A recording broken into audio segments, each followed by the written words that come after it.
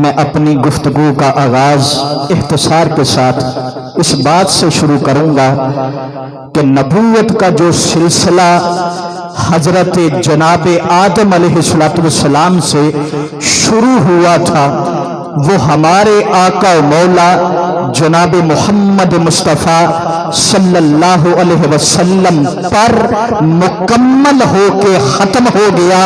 اب قیامت تک کوئی دوسرا نیا نبی نہیں آئے گا۔ جس نے عزتیں حاصل کرنی ہیں وہ جناب محمد مصطفیٰ صلی اللہ علیہ وسلم کی غلامی کرے گا، رب کی بارگاہ سے عزتیں حاصل کرے گا۔ اللہ رب العزت نے قرآن مجید فرقان حمید میں ارشاد فرمایا کہ واللہ یعصمک من الناس، اے حبیب ہم لوگوں کے ذریعے آپ کی حفاظت کریں گے۔ دوسرے مقام پر ارشاد فرمایا انا نحن نزلنا الذکر وَإِنَّ لَهُ لَحَافِظُونَ، فرمایا یہ قرآن ہم نے نازل کیا، اس کی حفاظت بھی ہم کریں گے۔ حضرات عزیز وقار بات بالکل واضح ہو گئی، پتہ چل گیا کہ قرآن کی عظمت میں بھی پیرا خدا کا، مصطفیٰ کی عظمت میں بھی پیرا خدا کا۔ جو قرآن کی عظمت سے ٹکرانے کی کوشش کرے گا وہ بھی برباد ہوگا، جو مصطفیٰ کی ختم نبوت سے ٹکرانے کی کوشش کرے گا وہ بھی برباد ہوگا۔ قیامت تک قرآن کی عظمت کا پرچم بھی بلند رہے گا، مصطفیٰ کی ختم نبوت کا پرچم بھی بلند رہے گا۔ اس لیے احباب عزیز وقار یہ بات بالکل واضح طور پر کرنا چاہتا ہوں۔ احباب عزیز وقار چاہے کوئی سیاسی ہے، چاہے کوئی لیڈر ہے، چاہے کوئی جناب والا وہ کوئی بھی امیر ہے، وہ کوئی بھی کرسی والا ہے، وہ بات بالکل واضح طور پہ سماعت کر لے، ہم سب کچھ برداشت کر سکتے ہیں، ختم نبوت پہ حملہ کرنے والے ڈاکوؤں کو برداشت کر سکتے نہیں۔ مل کے نعرہ لگاؤ تاجدار ختم نبوت، تاجدار ختم نبوت۔ حضرات عزیز وقار یہ عقیدہ کوئی عام عقیدہ نہیں ہے، یہ وہ عظیم عقیدہ ہے کہ جس کے تحفظ کی خاطر 1200 صحابہ شہید ہوئے تھے۔ یہ وہ عظیم عقیدہ ہے کہ جس کے تحفظ کی خاطر جناب والا صحابہ اپنے گھروں سے باہر نکلے تھے۔ یہ وہ عظیم عقیدہ ہے کہ جس کے تحفظ کی خاطر جو سب سے پہلے اپنے گھر سے باہر نکلا تھا، جو سب سے پہلا سپاہی بنا تھا، وہ کون تھا؟ افضل البشر بعد الانبیاء حضرت ابوبکر صدیق۔ حضرات عزیز وقار حضرت سیدنا صدیق اکبر کے دور میں مسیلمہ کذاب لعین دجال نے نبوت کا جھوٹا دعویٰ کیا تھا۔ جب اس نے نبوت کا جھوٹا دعویٰ کیا تھا نا تو کیا ہوا تھا؟ اس مسیلمہ کذاب کے سامنے جناب والا عظیم صحابی رسول حضرت حبیب بن زید انصاری گئے۔ اس نے حضرت حبیب بن زید انصاری کو پکڑا اور کہنے لگا اے حبیب بن زید انصاری مجھے بتاؤ میں کون ہوں، میں نبی ہوں اللہ کا، مجھے نبی مان لو۔ لیکن جناب والا حضرت حبیب بن زید انصاری بولے، آپ نے فرمایا تو لعین ہے، تو دجال ہے، تو کافر ہے، میرا نبی اللہ کا آخری نبی ہے۔ حضرات عزیز وقار جب آپ نے یہ جملہ کہا نا وہ غصے میں آیا اور غصے میں آ کے کہنے لگا مجھے نبی تسلیم کر لو، اگر مجھے نبی تم نے تسلیم نہ کیا تو تمہارے جسم کو کاٹ دوں گا۔ حضرات عزیز وقار توجہ چاہوں گا، آپ بڑی خوبصورت فضا کے اندر بیٹھ کے، ہوا کے اندر بیٹھ کے، ٹھنڈے ماحول کے اندر بیٹھ کے ختم نبوت کا نعرہ لگاتے ہو۔ حضرات عزیز وقار سنا، हजरत हबीब बिन जैद अंसारी का, उसने हाथ काट दिया, उसने आपका बाजू काट दिया और साथ साथ कहता रहा मुझे नबी तस्लीम कर लो, नहीं तो तुम्हारा सारा जिस्म काट के रख दूंगा। हजरत जी वकार आपने यही अल्फाज कहे, सुना तुम कावर हो, तुम दज्जाल हो, तुम बेईमान हो, मेरा नबी अल्लाह का आखिरी नबी है। हजरत जी वकार उसने वार किया, आपका बाजू काट दिया, दूसरा बाजू काट दिया, आपकी टांग काट दी, दूसरी टांग काट दी, सारा जिस्म कीमा कीमा कर दिया, बोटी बोटी कर दिया।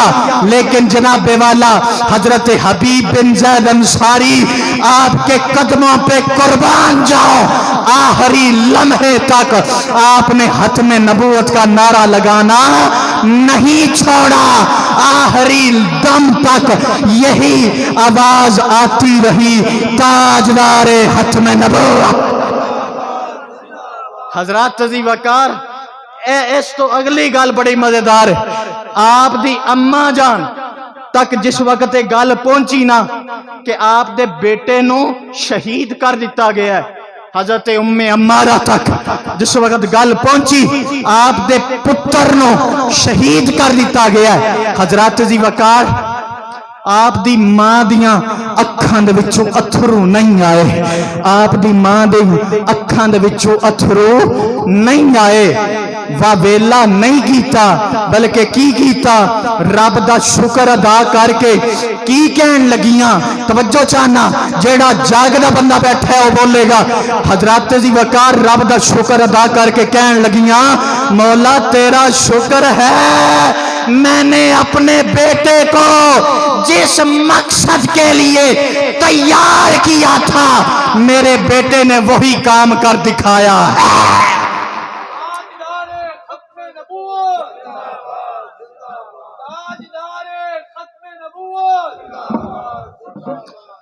तो आओ हजरत जी वकार तवज्जो फरमाने जाना, हजरत उम्मे अम्मारा दा शहजादा ए जनाबे वाला बयान कर गया ना, कायनात वाले नो ए दस गया कि ओ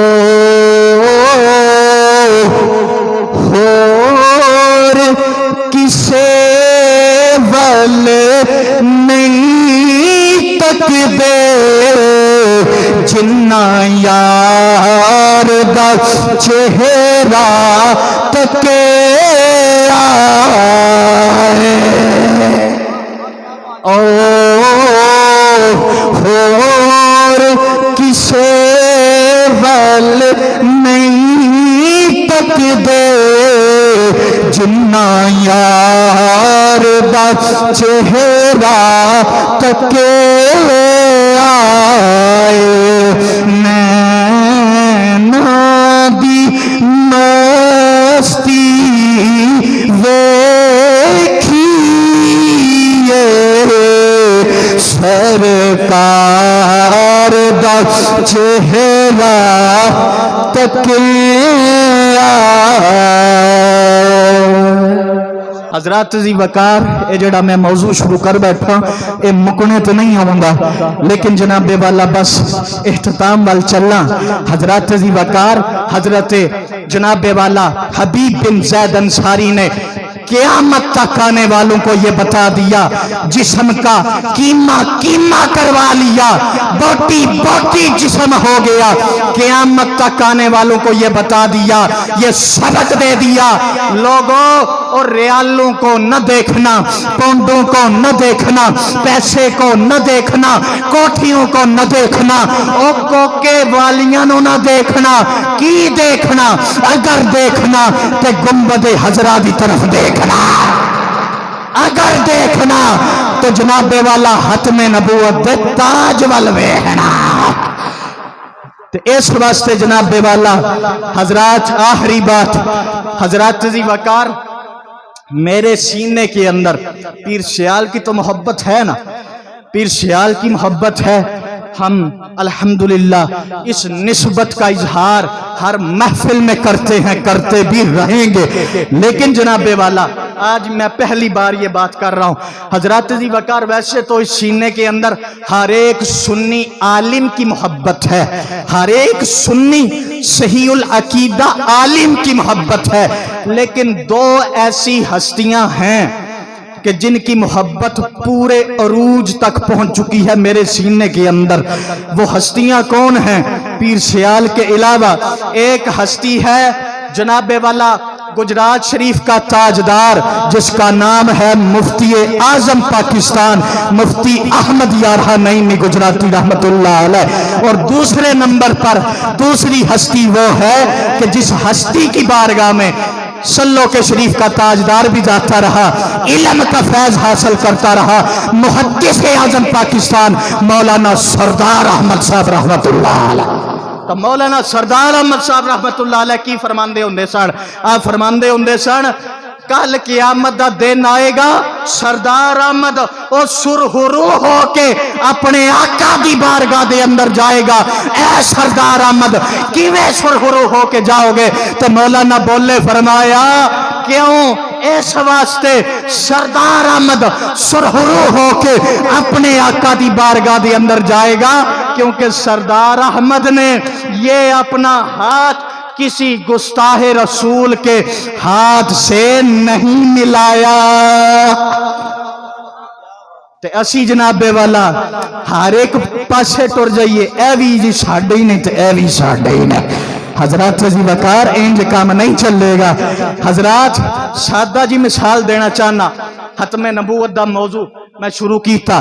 حضرات ہوں ذرا توجہ چاہنا, سادہ جی مثال دے کے اجازت چاہنا. حضرات تواڈے کسے دے گھر دے اندر مہمان آ جان, جس وقت تسی چائے لے کے آؤندے ہو یا میٹھی چیز لذیذہ چیز لے کے آتے ہو, تو پھر کیا وہ مہمان کہتے ہیں؟ ایک مہمان بول کے کہتا ہے جی اسی مٹھا نہیں کھانا, اسی مٹھے دے قریب نہیں جانا. کیوں جی کیوں نہیں جانا؟ توجہ چاہنا. اے جی سانو شوگر دا مسئلہ ہے, شوگر ہو چکی ہے تے شوگر ہو چکی ہے تے مٹھے دے قریب کیوں نہیں جانا؟ اے جی ڈاکٹر منع کر دیں. حضرات جی وقار تے اگر تسی مٹھے دے قریب ٹر جو تے کی ہوئے گا؟ اے جی سانو جان دا مسئلہ ہے, کدھر جان ہی نہ جاندی رہے, شوگر ہائی ہو جائے گی, جان نہ جاندی رہے, مٹھا کھائیے, مٹھے دے قریب جائیے. بلڈ پریشر والا بندہ وہ نمک دے قریب نہیں جاندا, الرجی والا بندہ جناب والا آنڈے دے قریب نہیں جاندا. جان جانے دا مسئلہ ہے. میں کہا اے حلال چیزاں تسی استعمال کرنے تو جناب والا منع پہ کر دے ہو کہ جناب والا جان جانے دا مسئلہ ہے. تو پھر یاد رکھنا اگر شوگر والا بندہ مٹھے دے قریب جائے تو جان جانے دا مسئلہ ہے. تو پھر اگر حضور دا امتی, حضور دا کلمہ پڑھنے والا جناب والا گستاخ رسول قادیانی مرزائی کے قریب جائے گا تو پھر جناب والا ایمان جانے کا مسئلہ ہے. پھر جناب والا تمہارا ایمان جا سکتا ہے. اے جناب والا ڈاکٹر صاحب میرے چاچو جان تشریف فرمان, اے ڈاکٹر کی آندن انجیکشن لگان دن, انجیکشن لگانے تو بعد ٹیکہ لگانے تو بعد آندنے جی سرنج جڑی ہے توڑ دیو تو اینو جناب کوڑا کرکٹ والی جگہ تے سٹ دیو. کیوں جی؟ اے جی ٹیکہ استعمال ہو گیا, انجیکشن لگ گیا ہے, اور ایلا انجیکشن کسی دوسرے بندے نو لگا تو جناب کم ہو جائے گا خراب. تو جناب والا پھر میں کہنا چاہنا اوے اگر انجیکشن لگے کم خراب ہو جاندہ ہے, جان جانے دا خطرہ ہے, تو پھر جناب والا اپنے سینے تے ہاتھ رکھ کے دسو اگر حضور دا امتی ہوئے, کلمہ پڑھنے والا ہوئے, قادیانی کے ساتھ اپنا ہاتھ ملائے تو حضور کو تمہارا یہ ہاتھ ملانا اچھا لگے گا؟ تو اس لیے جناب والا ان لٹیروں سے بچ کے رہو, ان قادیانیوں سے بچ کے رہو, ان مرزائیوں سے بچ کے رہو, ان جناب والا ختم نبوت کے ڈاکوؤں سے بچ کے رہو.